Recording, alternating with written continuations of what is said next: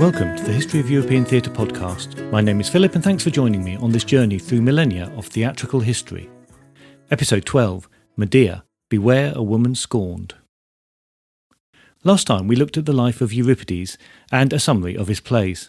And this time I'm going to take a more detailed look at arguably his greatest play, but also one of his most difficult in terms of the subject matter, Medea. It's a play that has held a fascination for centuries and can still pack a punch today.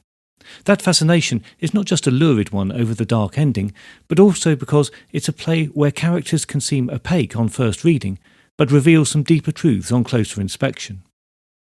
As mentioned last time, Medea, produced in 431 BCE when Euripides was about 50 years old, marks the beginning of his height as a dramatist and poet. In it, he created a role for an actress, in his time, of course, for an actor, that is still seen today as one of the great theatrical challenges. As a character, Medea's origins are in the Homeric tale of Jason and the Argonauts, and in particular the story of the recovery of the Golden Fleece. She's a foreigner, a former princess from the land of Colchis, located near the Black Sea in present-day western Georgia, and she's a sorceress. It's her power that allows Jason not only to claim the Golden Fleece, but succeed in other trials too. In that tale, it's important to note that she plays a significant role in Jason's success and has sacrificed much to remain at his side. The story is a relatively new one for the theatre. Aeschylus and Sophocles had not written plays relating to it before. Tantalisingly, we have some fragments from a version by Neophron of Sicyon. He was a prolific dramatist and has been credited with over 120 plays. Unfortunately, it's only fragments of his Medea that remain, but there has been enough of some scholars to suggest that Euripides used Neophron's version as the basis for his, some going so far as to suggest that he plagiarised it. The two playwrights were roughly contemporaries, so it's possible, but recent scholarship and study of the fragment suggests that it is in fact a later piece from the 4th century BCE. Once again for this period, it's a very muddy picture, where definite positions are difficult to take. The only other thing we know about Neophron is that he was executed by Alexander the Great. The play is set in front of Medea's house in Corinth, near the royal palace where King Creon resides, and opens with the children's nurse relating the crisis facing the family. She tells of how, after settling in Corinth after their many adventures, Jason and Medea had achieved a good position in the town and appeared happy. But then recently, Jason has taken up with Glaus, daughter of the king, and abandoned his family. The full backstory is not related explicitly in the play, but the audience would have been familiar with it, and known that to get to this position, Medea had already sacrificed much. To remain with Jason, the sacrifice had also included the lives of her father and her brother. Medea, the nurse reports, has taken this turn of events very badly, and, since learning of Jason's plans, has been roaming the house, cursing Jason, her children, and her own situation. From within, we hear Medea bemoaning her situation. The chorus of Corinthian women express their concern, and Medea comes out of the house, saying, "From the house I have come forth, Corinthian ladies, for fear you should be blaming me. For I know well that among men many women, by showing pride, have gained a bad name and a reputation for indifference. It's the same for those who shun men's gaze, or who move amid the stranger crowd, or for those who choose a quiet walk of life. For there is no discernment in the eyes of men, for they, who have surely not learnt their neighbour's heart, loathe him at first sight, though were never wronged by him. And so a stranger, most of all, should adopt the city's ways. Nor do I condemn the citizen who, in the stubbornness of his heart, from churlishness, resents the city's will. But this unseen disaster has fallen on me and snapped my life.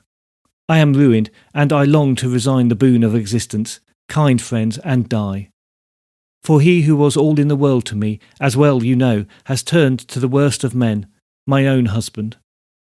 Of all things that have life and sense, we women are the most hapless creatures. First we must buy a husband at a great price, and then let him be our master, which is a worse evil than the first. And herein lies the most important issue, whether our choice is good or bad, for divorce is not honourable for women, and nor can we disown our lords. Next, coming as she does to new ways and customs, since she has not learnt the lessons of her in her father's home, The wife must have a diviner's eye to see how best to treat the partner of her life. If we perform these tasks with thoroughness and tact, and the husband lives with us without resenting the ties, then our life is a happy one. If not, it's best to die. But when a man is vexed with what he finds indoors, he goes out and rids his soul of its disgust, taking himself to some friend or comrade, while we must only regard his single self. And yet they say we live secure at home, while they are at the wars. Well, that's a sorry reasoning, for I would gladly take any stand in battle line 3 times over, than once give birth. But enough, this language does not suit you as it does me. You have the city here, a father's house, some joy in life, and friends to share your thoughts, but I am destitute, without a city, and therefore scorned by my husband. I am a captive in a foreign land, and with no mother, brother, kinsman in whom to find refuge from this calamity. This is a long passage to quote, but it's a fine example of how Euripides could move from the personal in the plot to expounding the wrongs in society. In the latter part, it's a strong criticism of the treatment of women, but also establishes Medea as an outsider and refers to her vulnerable position once she is without the protection of Jason.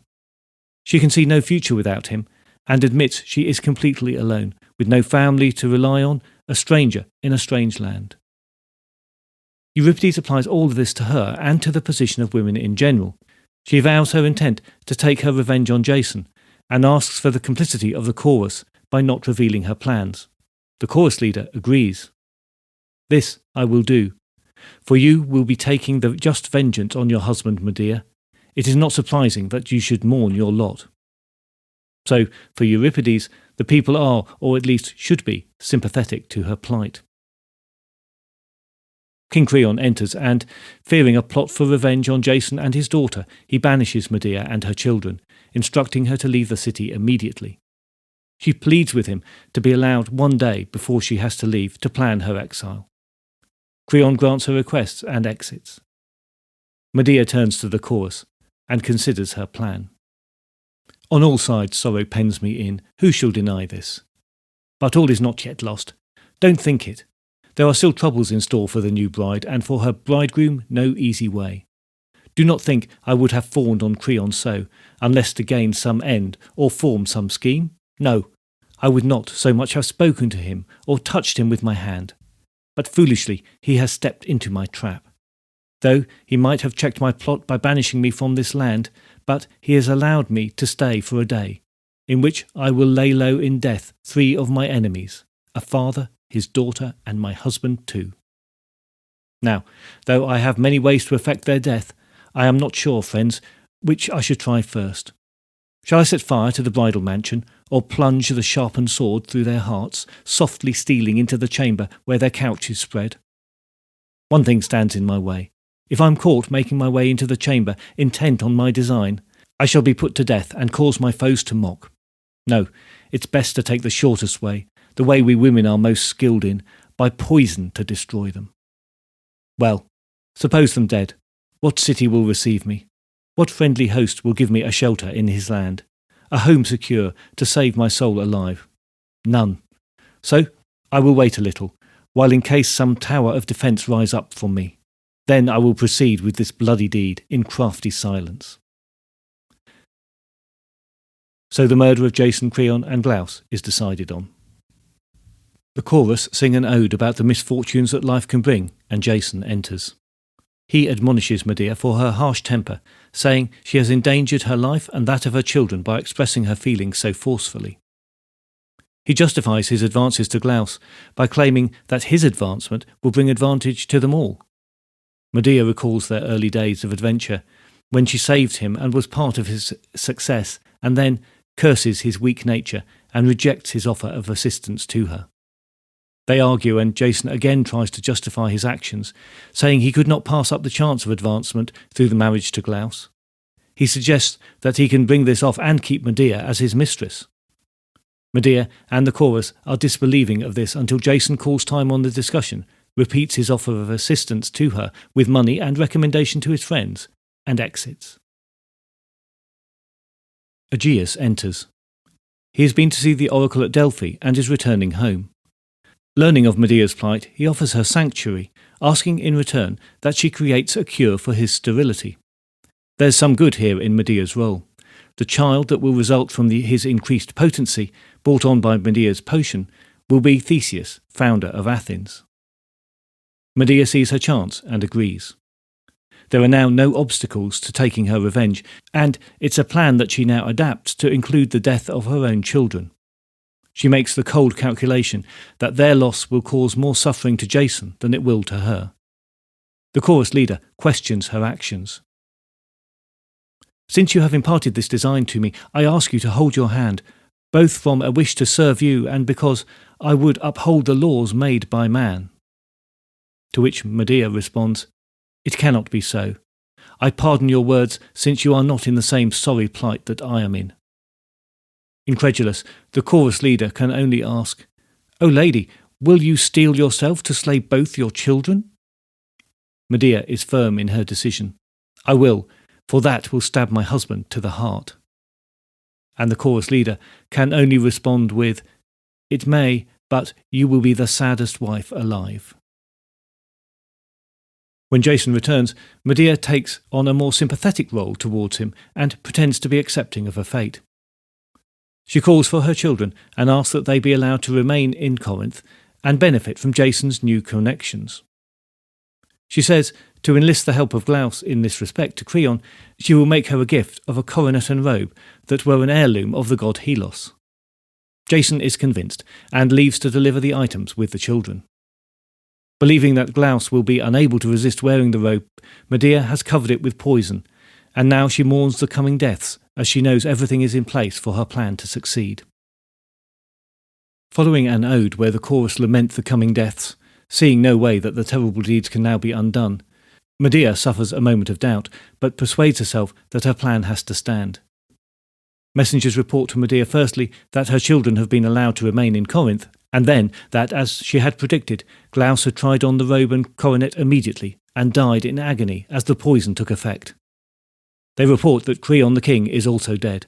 Unable to bear the suffering of his daughter, he had embraced her tightly, knowing that the poison would also kill him. Throughout the gruesome descriptions, Medea remains calm and attentive. But she almost has a change of heart as she says farewell to her children.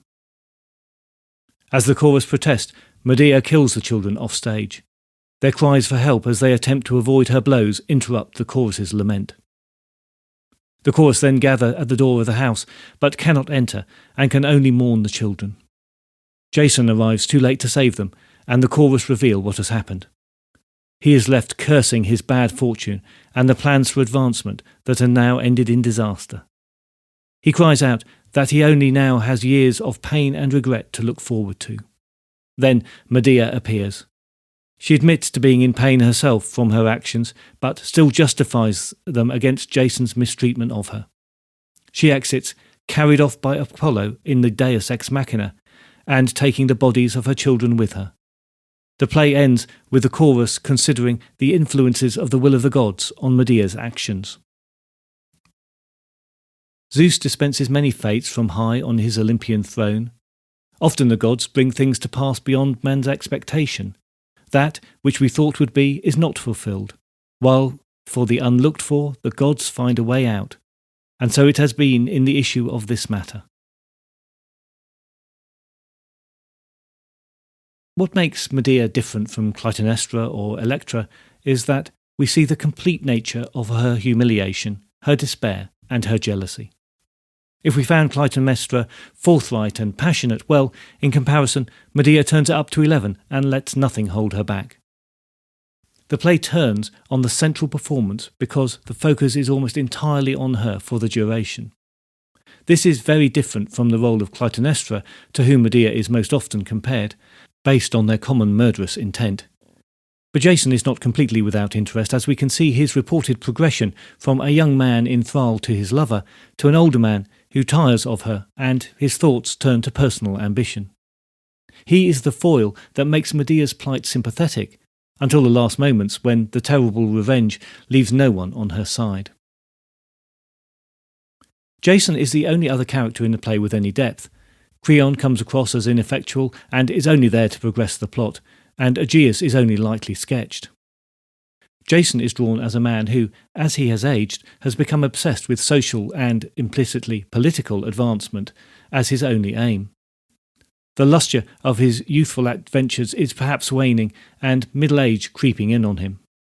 He tries to put a good spin on his actions, claiming that he is working for the advancement of his children and Medea. He can't say wife, as they're not married, due to anti-foreigner laws, more of which in a moment. He even points out that he will be able to keep Medea on as his mistress, but this all falls flat, and what we see is a man keen to get away from the woman he's tired of. I don't think Euripides intended the portrait to be ambiguous. Jason is ambitious and determined, and happy enough to cast Medea off, and as a foreigner that leaves her with a real problem. Until she has the good fortune of the offer of sanctuary in Athens from Aegeus, she really does have nowhere else to go. This is clever crafting of Jason's character. We sympathise with Medea until the very last moment of the play because Jason is treating her so badly. Had he been more sympathetic character himself, then the overall effect, the ability to keep the audience with Medea for so long, would not have been so effective. Where interplay between Medea and Jason succeeds, the use of the chorus in the play has been criticised as inconsistent. They are used to move the action along, but stand by as the children are murdered, only to then sing of the advantages of being childless. It's an odd, clumsy moment, especially as the chorus are supposed to be the women of Corinth, so you would assume sympathetic towards the children. None of their interjections work at justifying Medea's actions, nor do they give any further insight into Medea's state of mind. They are at best underused. Last time I discussed how the Euripidean view of women is seen as different as commentators disagree on his true intentions. In Medea, I think the position is possibly at its clearest in all of his works. Here, it seems to me, he comes down solidly as critical of the Athenian view on the rights of women and foreigners. We have to remember Medea is both. She and Jason have not been allowed to marry because of her status as a foreigner. In 451 BCE, laws were passed in Athens that restricted legitimate marriage. For a marriage to be recognised, both parties had to be of freeborn status and legitimate children of Athenian citizens. Foreign residents, metics as they were known, were therefore at a considerable disadvantage. In practice, it seems that the wealthier metics could be considered married if they completed the ceremonies, but it was always something that could be used against them if they fell foul of the authorities for some other reason. Pericles himself was said to have had some troubles over the legitimacy of his marriage. Euripides is suggesting that Medea's views are at least in part formulated by those unfair rules and by extension of the role given to women in general. In the play, some of the most eloquent language is reserved for Medea's complaint about the situation of women. The fact that a woman had virtually no rights in society, moving from being the property of her father to that of her husband, to whom she was expected to provide a dowry and adapt to the rules of his household, is clearly expressed in the passage that I quoted earlier. Medea as the strange foreigner also plays into this view. The encounter with Aegeus points up her role as a sorceress and also as a woman who understands sex. To the Athenian male audience, this is all screaming odd, strange, outsider, dangerous. Structurally, the play is much simpler than most other Greek plays. Most scenes only involve Medea and one other character, emphasising Medea's ability to manipulate all around her, including the supposedly stronger male characters. This implies that only 2 actors were used in the production, one playing Medea and the other all of the other main characters. It's also unusual compared to other plays in that the killings are done in cold blood and go unpunished. Usually the act of familial killings are framed as a moment of temporary madness, and it's likely that the distinction was notable to the audience. And there's an interesting moment of reverse theatricality to wrong-foot the audience. When Jason arrives after his children have been killed, he stands with the chorus in front of the great doors of the skene and calls for them to be opened. He says, "Reveal to me," ekiclaim in Greek. But this time, the doors do not open. There is no ekiclaimer, no tableau of Medea standing over her dead children. Instead, she appears on the Deus ex machina to be taken to safety by the gods, and in possession of her children's bodies, leaving Jason absolutely nothing. Through the years of scholarship on this play, the character of Medea has been much thought over and many different opinions abound. What we can all agree on is that Euripides shows the inner emotions, particularly love and vengeance, extremely well. But the fact that she is a foreigner gives any contemporary opinion a layer that we might miss.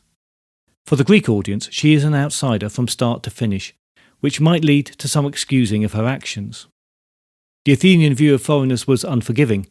They were called barbaros, referring to the crude way they spoke or barked Greek. Well, of course, we get the word barbarism from that. The concept of foreigner and barbarian, and the idea that anyone outside the Athenian orbit was somewhat an other, were all very close in the Athenian mindset. So, making her foreign in origin is a shorthand for a complex contemporary view.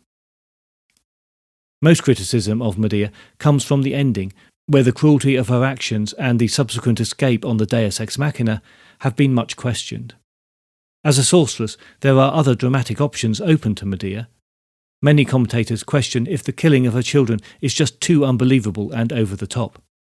Euripides was, of course, following the story of the myth, but as we have seen before, the poets would often change these stories significantly when it served their purpose.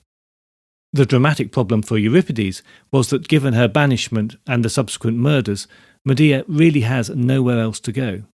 He was overfond of the use of the Deus Ex Machina, so it seems that that solution would have come to him easily. One view to tidy up the point is to say that the gods made Medea a sorceress and set the train of events in motion, so that it's fitting that they provide the resolution. Some commentators suggest that the play is not a tragedy at all, but melodrama, and it's true that Medea's tragedy is not driven by the whim of the gods or her own hubris as in other tragedies. However, one can argue that her passionate nature, her hot-headedness, is the root of the tragedy, in the same way it is for Oedipus, but, and it's a big but, Medea is far more cool and calculating than any other protagonists in the surviving plays. The death of her children, unquestionably the most tragic act of the play, is cold-blooded murder. This could easily be played as melodrama. There is plenty of opportunity for bombast, exaggeration, and excessive sentimentality. But played with thought, the truth of the character of Medea can be seen for all but the last moments of the play. It speaks to the position forced on women and the destructive nature of excessive passion and rage. And that's not just in Medea, but in Jason too. So, it can stay on the right side of melodrama, if not strictly speaking tragedy, then good drama at least, and can appeal not just on the emotional level. Sophocles is said to have commented of Euripides that he shows men as they are. He didn't mean that in an entirely complimentary way. Euripides introduced psychological realism to characters in a way that Sophocles and Aeschylus never had. Medea is strong and passionate by nature, but she is not a single-minded Clytemnestra who suffers no doubts over her murderous actions, and that makes her a more ambiguous character and a more subtle one too. This, I think, is what future dramatists took most from Euripides, that you can tell a story of monumental, almost unbelievable events, and have that populated with characters that are portrayed in a real and believable way. And as powerful a lesson as that is, it also has problems. Subtlety on the large scale in an open-air theatre using the constraints of a formalised and masked theatrical form is not easy to achieve. This is drama of a different kind, perhaps explaining why it was not so obviously popular in its day. This could be uncomfortable stuff for his audience, both emotionally and intellectually. Euripides is the first dramatist who attempts to say to his audience, but for a small change in life or character, these behaviours could be yours. I had the good fortune to see the National Theatre production of Medea in London a few years ago. Helen McCrory took the lead with Danny Soprani as Jason. It was a production that showed how the events could be presented realistically and be believable.